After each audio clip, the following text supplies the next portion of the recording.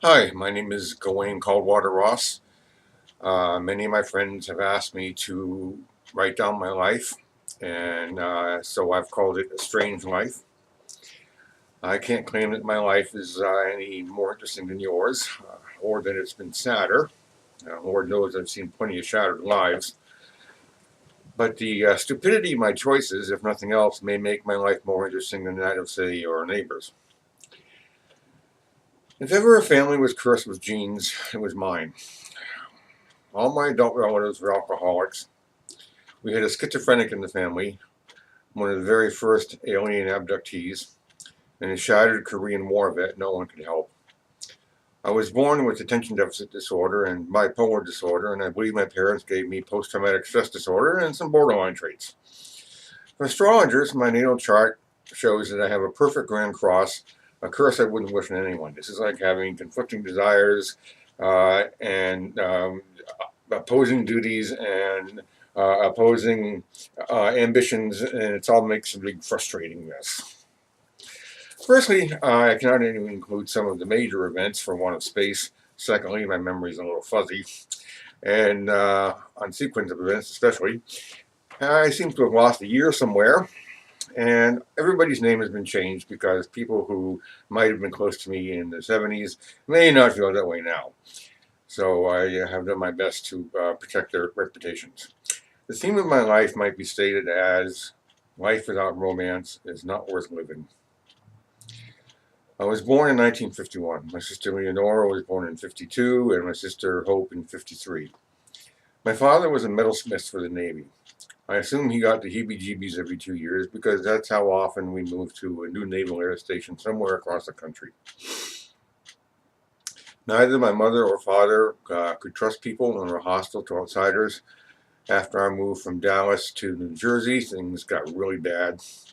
My father molested my sister. In order to escape the consequences, he went on an aircraft carrier for a tour duty of 2 years. He was supposed to send money, but he didn't.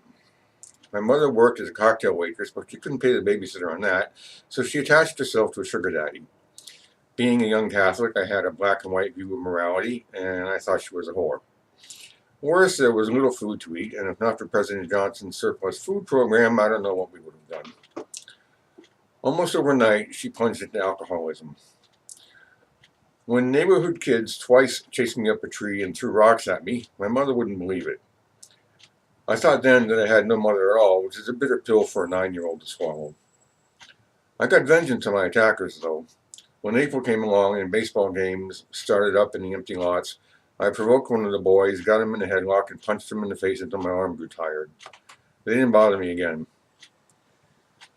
Both my parents were brutal and used fists and straps, though never anything as cruel as a stick or a hot iron. They beat us enough to give all of us anxiety disorders, though. They tried a separation, but still fought. One night I awoke to a lot of yelling and found my mother lying on the kitchen floor with an extension cord wrapped around her neck. My father stopped just short of killing her. I decided that they were monsters and deserved to be killed. I was about 10 then. I got up in the middle of the night and grabbed a butcher knife from the kitchen, and padded into the bedroom, and I stood by the side of their bed for about 20 minutes trying to decide what to do. I knew I would go to jail, but that didn't frighten me much. My sisters would probably go to an orphanage, which I thought would be a definite improvement. But I spared their lives, though they never knew it. I ran away altogether 13 times as a kid. My parents never thought that they might be bad parents. No, I was a bad kid. At the age of 11, my father kicked me in the head. You kick your enemies in the head, not your kids. That was the night of my first suicide attempt, a bottle of aspirin. I had a hard time learning anything in high school because I wanted to be dead. Of all my relatives, I liked my Nana the most. She was a Roman Catholic, married 5 times, with lovers in between. My Nana left my mother with her sisters, who didn't want her and raised her just this side of starvation. She had me at 16, no doubt because she was desperate for love. My father was 25 at the time, which of course now would put him on the sex offenders list. Our home life was extremely chaotic. Fleeing our father, our mother would get us up at 2 in the morning to pile in the car and drive to Boston. We'd stay for a few weeks with Nana, and then our mother would do the same thing in reverse. This happened 2 or 3 times. I have some pleasant memories of Toms River. We went to Seaside Heights a lot. One day my friend and I found a semi-submerged rowboat and pulled it out on the shore to dry. We had no knowledge of caulking, but if we kept bailing it, we could stay afloat and row. We explored the tributaries of the Toms River and were fascinated by life in the creek. In Toms River, my best friend and I found a pogo stick and jumped on it for days until it broke. His sister Maggie was about a year younger. She introduced me to the Beatles. I felt happy singing A Hard Day's Night and 8 Days a Week with her. We kissed a lot, and then one night when her parents were out, we decided to run away together.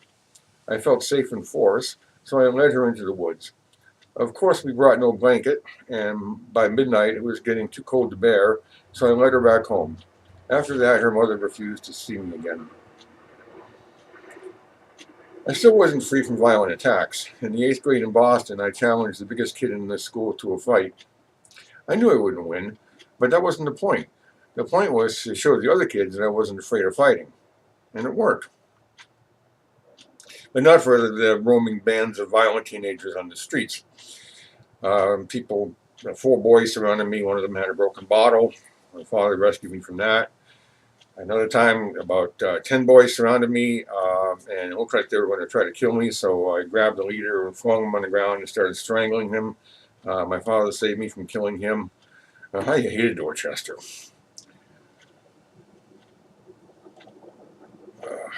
My mother introduced me to Dexedrine, but only one dose. She also invited a loan shark into our home to talk to me about how great it was to be a gangster. How weird is that? My father was gone by now. My mother was hardly ever home. This is when I started sniffing glue. The toxic component, toluol, causes a stupor in which the user dreams. These dreams become hallucinations, followed by very disoriented behavior. People warned me that it was bad for my brain, but I didn't care because I wanted to be dead. It was also at this time that my attention deficit disorder became very active. Of course, the disorder hadn't been diagnosed yet, but I had a bad case of it. It's been a curse all through my life. I can't learn the correct sequence of knobs, valves, and switches, follow a diagram, or do anything that requires planning. My whole family has essential tremors, and so there are plenty of jobs demanding fine motor skills that I just can't do. I've been fired from nearly every job I've had. In addition to that, I can't measure a stick 3 times and get the same result. I was a vandal when I was brought to court for it. The judge put me on probation. I rejected the Catholic Church by the age of 13 because none of the adults I knew behaved like Catholics. I also rejected the Bible for its mythical tales of Noah's Ark and Joshua stopping the sun. I say, there's a dead boy in the kitchen, a dying infant in his crib. We'd like to thank the good Lord for kindly dropping in. In an early age, I vowed 2 things. I would never be like my father, and I would never be petty. My mother's aunts were harpies. When they drank at our house, they argued viciously over wrongs 40 years old. They'd wait 25 years to avenge a small insult. I thought all of this unbelievably petty. Now that I understand adults better, I know how hard it is to release feelings of being wronged. I made a few more weak attempts at suicide and added slicing myself.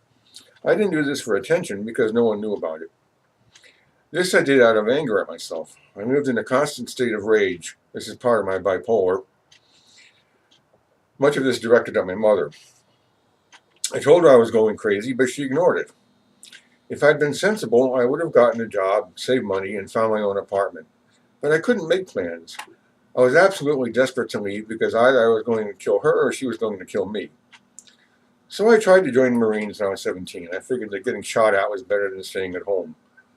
From my responses to the psychological questions, they knew I was suicidal and gave me a 2-Y deferment. I never had to worry about the draft after that. However, I had no plan B and wound up on the streets. Luckily, I was directed to a shelter for teenage runaways called Project Place, which still exists. It was founded by Harvard Divinity students. They impressed me. They could argue with me without shouting or browbeating. Rational arguing was completely new to me. I made friends quickly and became a hippie almost overnight. I became a pacifist, but that didn't last long. Pacifism is a hard row to hoe. Thousands of hippies gathered on the Boston Common every day. I survived by panhandling and asking strangers to buy me a sandwich. No one I asked refused. On the warmest nights, I slept on the ground. I also asked strangers to let me sleep on the floor for a night, and many people invited me to. By this time it was June, and I was seriously depressed. I swallowed 2 bottles of cough medicine and a packet of cough capsules.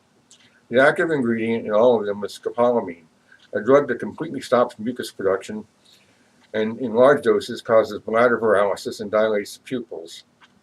I was walking as it came on, and my eyelids turned into sandpaper. It hurt to blink. I shit a bag of sand and decided to go to my mother's house because I knew that she was never home at that time of day. The subway ride was hellish. No one got on or got off. Once I got to my mother's apartment, I discovered to my horror that she was there. There were wolves behind the stove, but I couldn't speak, and then I went into seizures. I woke up in Boston State Hospital. The court had committed me until my 18th birthday. It was a tremendous shock. The boy next to me suddenly started screaming, "Aliens are frying my heart!" I felt very badly for him, but I didn't know what to do. One of the patients had been there so long he was institutionalized, meaning he wouldn't have been able to live in the outside world if he had been released.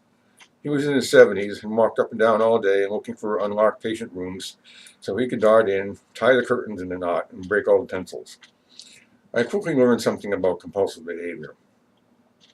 On one occasion, I hit him a few times only to find him repeating the same behavior the next day. That was one of the first pieces of wisdom I learned. Compulsive behavior cannot be changed by force. One of the middle-aged men came in my room and tried to seduce me by stroking me all over. I was flattered by his attention, but didn't want to have sex with him. I had no fear because I knew I could deck him. I firmly rejected him, and he finally gave up, never to try again. I was committed to the schizophrenic unit and terrified of catching it. All throughout the day, one of the patients pointed at window panes with his index finger and repeated over and over, "A, A, A, A." One time he shouted out, "Venus is being invaded by dogs." That made sense to me. Venus, the essence of woman as it were, was being invaded by men who didn't deserve her. Every morning the 28 patients would gather for group therapy. When a patient said, "What are you going to do about the purple two-headed ducks?" the psychiatrist asked me how I felt about that. I was trying to figure out a response when an old Italian man cried out, "My Uncle Frank Colonna jumped out of a plane in a blue and white parachute." I asked him what it meant. He said, "The boys and I used to play in the schoolyard, and when Sister Labadini came by, she'd always say, 'I'll get you boys when school starts,' but she never did." This is called schizophrenic logic. Every night the same man would yell, "Ratto! R-A-T-T-O-E! Ratto!" At night I could swear I could hear all the dead people howling in torment. Finally, I got grounds privileges. This meant I had 200 acres of overgrown shrubbery to bring females for sex. My first lover at 17 was an older black woman with enormous boobs. We copulated behind a bush, and when we came out, she was pulling down her sweater over her breasts, but she didn't succeed, and the visitors who saw us almost fell over. At that time, in 1968, my dating black females was highly resented by all parties. I like to think I deserve some credit for helping to break down barriers. My family is biracial today. Eventually, I got weekend privileges to go home. Instead, I went to the South End and hung out with my buddies in a dingy basement apartment. There I learned to shoot speed. I absolutely loved this stuff, but I never became addicted because I was so poor I had to rely on handouts. I also smoked pot laced with DMT there, and one event stuck with me for the rest of my life. A couple was hanging out on the sofa, and the woman got up and said, "I love you," to her partner. Flower petals fell from her lips and from the words, and I knew then that love was something sacred. That conviction has never been shaken. My friends also took care to teach me the difference between pop music and real music. Pop music being represented by the likes of Nancy Sinatra, and real music by the likes of Jimi Hendrix. In that election year, people fell for the leftist propaganda that Hubert H. Humphrey was Tweedledee and Nixon was Tweedledum. But Humphrey wanted to continue all the domestic programs of LBJ, and Nixon did not. I thought this election was a terrible disaster. One day, an out-of-control schizophrenic woman attacked a nurse, knocked her to the floor, and tried to pull her hair out. I opened her hands to free the nurse. She was very grateful and gave me a pill. boosted my standing with the staff. In March, my probation expired, and with it, my commitment to the hospital. By then, I was doing well in high school, but I still felt trapped. I felt trapped in my life, actually. And I found out recently that this is a romantic attitude, that people are trapped by society. And that certainly has been a theme in my life. I'm a hardcore romantic in that sense. I escaped to the South End to deliberately kill myself slowly with drugs. I had to use them because I hated myself when straight. I couldn't even look into a mirror. No matter what I did, I couldn't get away. I set out to hitchhike to San Francisco, but only made it as far as New York City. There I fell in with a deserter who had been a medic. To my shame, we snatched her purse. It must have been on payday because the purse contained $160 and $1969. We bought a bundle of smack together, and both of us were completely inept businessmen, and we couldn't make a profit. I never became addicted because I didn't like narcotics very much. I also committed 2 armed robberies with a starter's pistol to get money for a living. Actually, I had 2 partners in this, and both of us had agreed beforehand that we wouldn't hurt anybody. On our 3rd attempt, a man took a swing at us and we scattered. That was the end of my attempts at crime. Once I went to visit a friend and he offered speed. I drew it up in a needle and injected it, and then he suddenly said, "That needle's dirty." I felt like yelling at him, but didn't. That was that injection that probably gave me hepatitis C. As far as injecting drugs go, I also shot acid a few times. That was like hopping on a rocket. About this time, I met a college dropout named Alyssa who struck me as very intelligent. She was also pregnant, and the guy had left her. Thinking that if I rescued her and the baby, that she would always love me, we had a spontaneous hippie marriage and a boss in common. I took the marriage seriously. Boy, was that a mistake. She'd admitted that she'd had a hyperthyroid condition. She didn't tell me what it meant in terms of her emotional nature or her behavior. Aside from being narcissistic, she refused to panhandle to help support our new family. She also refused to see a doctor. She was verbally sadistic, domineering, and nobody liked her. It's tough to have a spouse no one likes, and even tougher to have one who only permits sex 4 times a year. Since panhandling wasn't too successful, I turned to prostitution. I wanted female clients, but I couldn't find any, and had no idea how to approach them. I had sex with a few men, but I didn't like it because they were too rough. I was too naive to know about gay bars. About this time, 2 very interesting things happened. A Satanist took us in for shelter. They were very hospitable people, Dane and Belinda, and quite likable. One night, they allowed a young man and a teeny bopper in. I fell asleep and awoke. An electric bulb was on, so there was plenty of light to see by, and I was sober. Apparently, the new guest had tried to get his hands into the girl's panties. From several feet away, Dane had his left hand extended, pinning the would-be molester against the wall several inches off the floor. I saw this with my own eyes. With his right hand, he was throwing psychic darts at him. When he was done punishing him, the man fled. This very definitely piqued our interest in the occult and gave us an open mind about Satanists.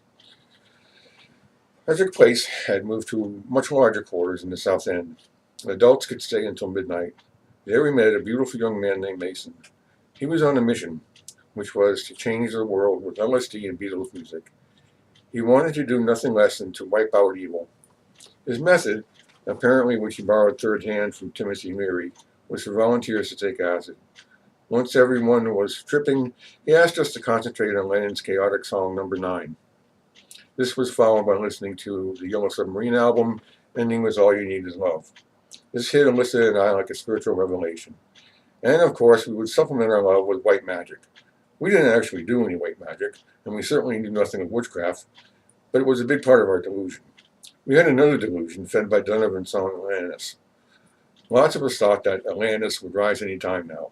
Of course, we were Atlanteans, and thus chosen people. Mason would identify people, and we would drive out the evil by defeating the person in the psychic battle. We were under what used to be called a grand folie, or a shared delusion.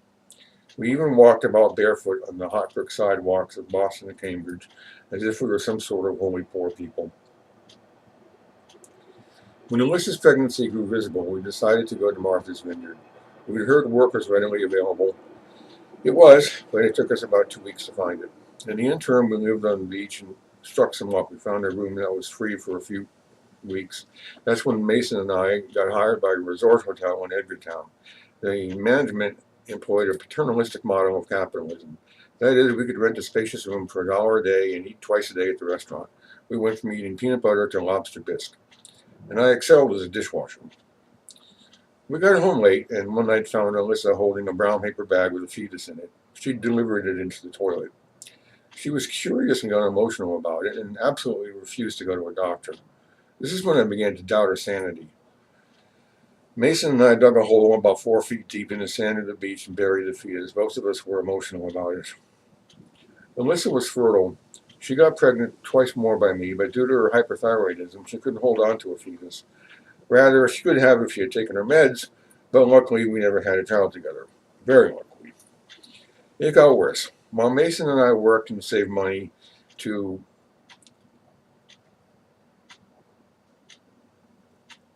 a joint bank account,